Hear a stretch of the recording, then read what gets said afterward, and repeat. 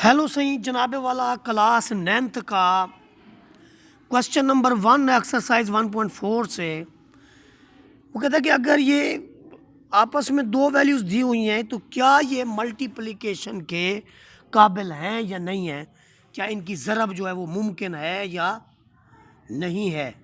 तो हम देखते हैं कि जो लेफ़्ट पे है उसका आर्डर क्या है। क्या आर्डर है भाई? दो कतारें हैं, एक कतार और ये दूसरी कतार, दो रोज़ हैं। कॉलम कितने हैं? एक कॉलम और ये कॉलम कितने हैं?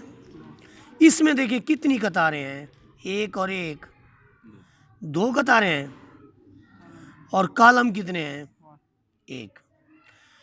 आर्डर लिखने के बाद हम चेक करते हैं कि अगर ये अंदर वाले अदद, अगर हमारे ये अंदर वाले अदद एक जैसे हैं, अगर हमारे अंदर वाले अदद क्या हैं, यानी जो लेफ्ट पे है मैट्रिक्स, जो लेफ्ट पे मैट्रिक्स है उसके कॉलम, पहले देखें ना, हम पहले रो लिखते हैं फिर कॉलम, पहले रो लिखते हैं फिर, ये है लेफ्ट वाला और ये कौन सा है? राइट वाला।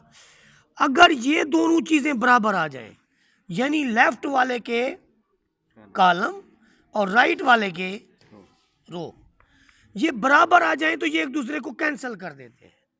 और आंसर में जो रिजल्टिंग हमारे पास जो है मैट्रिक्स आता है उसका आर्डर जो होता है ना रिजल्टिंग मैट्रिक्स का, वो होता है 2x1 का।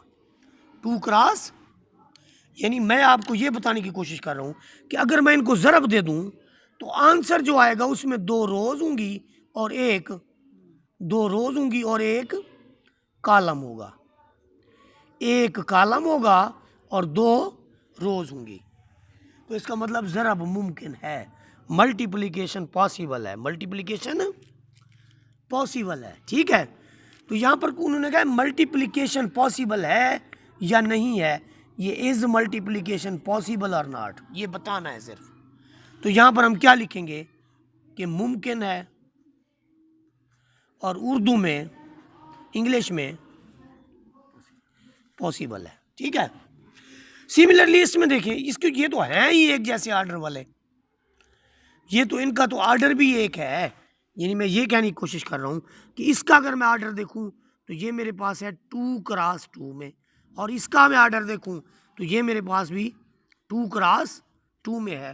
तो आप देखें जो दरमियान वाली वैल्यूज़ हैं, दो इसकी और दो, समझ आ रही है बात की, इसकी भी दो, इसकी भी, तो मुमकिन है। यहाँ पर देखें इधर क्या था, दो, तो इधर भी, इधर क्या है हमारे पास, वो लेफ्ट वाले के कॉलम और राइट वाली की, अगर ये बराबर है, लेफ्ट वाले मैट्रिक्स के कॉलम राइट वाली की रोज बराबर हैं, तो फिर मुमकिन है। अब देखिए जो आंसर रिजल्टिंग मैट्रिक्स आएगा उसका ऑर्डर ये वाला होगा, 2x, यानी 2 रोज 2 कॉलम। अब इसी तरह से अगला आप देखें, इसमें हमने पॉसिबिलिटी बतानी है, तो इसके अंदर रोज कितनी है, देखिए एक और एक, दो रोज हैं और एक, इसकी कितनी है, दो आपके पास रोज हैं और दो। अब देखिए यहाँ पर आपके पास, इधर आपके पास 1 है और इधर, तो इसके लिए हम लिखेंगे मुमकिन, कि ये मुमकिन ना है, इनकी ज़रब मुमकिन ना है। क्यों? क्योंकि इसके जो रोज हैं लेफ्ट वाले के, वो राइट वाले के कॉलम के इक्वल नहीं है। जो लेफ्ट पे आपका मैट्रिक्स है उसकी रोज राइट वाले के कॉलम के इक्वल नहीं है। इसके बाद हम मल्टीप्लिकेशन करेंगे तो आपको मज़ीद पता चल जाएगा। अब देखिए ये 5वां पॉइंट है, पहले हम चौथा करेंगे।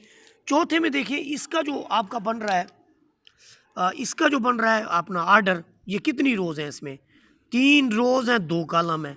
इसमें देखिए क्या है, 2 रोज़ हैं और 3, तो आप अंदर वाली दो वैल्यूज़ को चेक करें, ये और ये इक्वल है, तो ये आपस में कैंसिल हो जाएंगी और रिजल्टिंग मैट्रिक्स हमारा आ जाएगा 3x3, यानी ऐसा जवाब आएगा जिसमें 3 रोज होंगी और 3 कॉलम होंगे। समझ आई ये बात?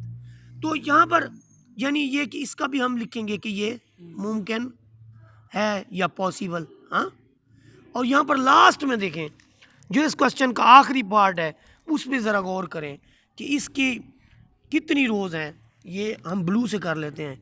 इसकी रोज़ देखें, एक और एक, कितनी रोज़ हैं? 2। तो 2 रोज़ हैं और कॉलम कितने हैं? 1 कॉलम, 2 कॉलम और 3 कॉलम है। इसके देखें जी क्या है, कितनी रोज़ हैं? 1 2 3, 3 रोज़ हैं और 2। अब यहाँ पर क्या होगा, ये वाली वैल्यू इस वैल्यू से, यानी ये फिर इक्वल आ गया। जब ये इक्वल आएगा तो हम कहेंगे कि मुमकिन है। मुमकिन के बाद मैं इनका ऑर्डर भी बता रहा हूँ कि ये 2x2 ऑर्डर का रिजल्ट आएगा। समझ आ गई बात की? अब हम इनकी मल्टीप्लिकेशन करेंगे अगले क्वेश्चन के अंदर।